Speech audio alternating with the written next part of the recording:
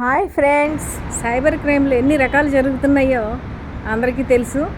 ఈరోజు మనకి రాజారావు గారు ఆయన ఎలాగా సైబర్ క్రైమ్కి బలయ్యాడో మీరు ఆయన ఇంటర్వ్యూ ఇప్పుడు వినండి. మీరు కూడా జాగ్రత్తగా ఉండండి, తెలియని నంబర్లు తీయకండి, ఇలా ఫోన్ హ్యాక్ కూడా అవుతూ ఉంది.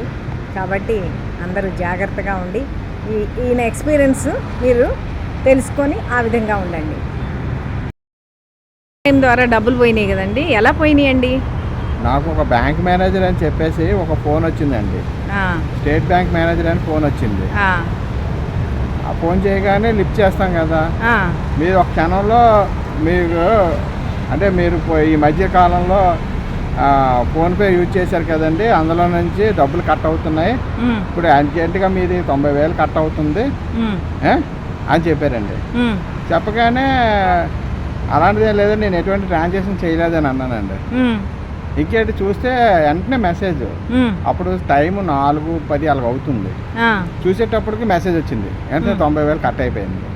అదేంటి, ఊరికే ఫోన్ ద్వారానే అంటే తర్వాత నేను ఆన్లైన్లో వెంటనే సిమ్ బ్లాక్ చేశాను, వెంటనే అక్కడ బ్యాంక్ ఫోన్ చేసి నా యొక్క అన్నీ కూడా కట్ చేశాను.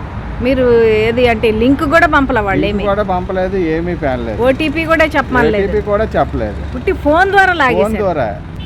అప్పుడు నేను సైబర్ క్రైమ్కి వచ్చి కంప్లైంట్ చేశానండి. ఆన్లైన్లో కంప్లైంట్ చేశాను, రిటర్న్ పూర్వకంగా కంప్లైంట్ చేశాను. ఇక్కడికి వచ్చేటప్పటికి నా ఫోన్ చూసుకొని అన్నీ చెక్ చేశారు. చూస్తే మీ ఫోను హ్యాక్ అయ్యిందండి. అందువల్ల మీకు తెలియకుండా మీదంతా సెల్ యొక్క కంట్రోల్ అంతా అవతల హ్యాకర్ చేతిలో ఉంది. అందువల్ల మీ సెల్ ఇదైంది, ఇమ్మీడియట్గా మీ సెల్ మార్చండి అని చెప్పారు. నేను సెల్ మార్చాను. అయితే ఇప్పుడు గవర్నమెంట్ 4,65,000 రికవరీ అయిందని చెప్పారు. కాబట్టి నేను ఇప్పుడు నాది సంవత్సరం అయిపోయింది, కాబట్టి దాని గురించి 1 year అయిపోయింది. దాని గురించి అసలు ఏమిటి అనేది తెలుసుకోవడానికి అడుగుతున్నాను.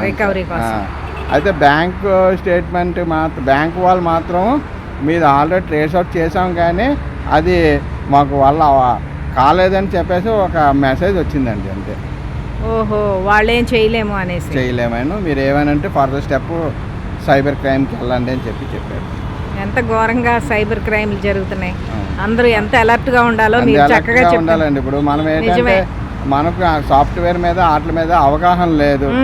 ఓ మిడిల్ క్లాస్ ఎంప్లాయీస్ మనం చాలా జీతాలు దాచుకుని జీతాలను ఏమొచ్చి ఇలాగా వాళ్ళు మన యొక్క ఆన్లైన్లో మన యొక్క డబ్బులు దోచేస్తున్నారు సార్. ఇది పెద్ద స్కామ్ అండి.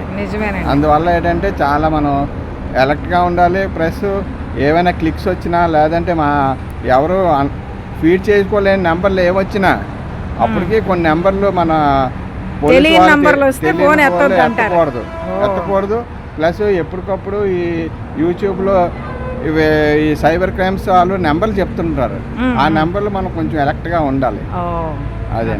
థ్యాంక్ యూ అండి. Thank you.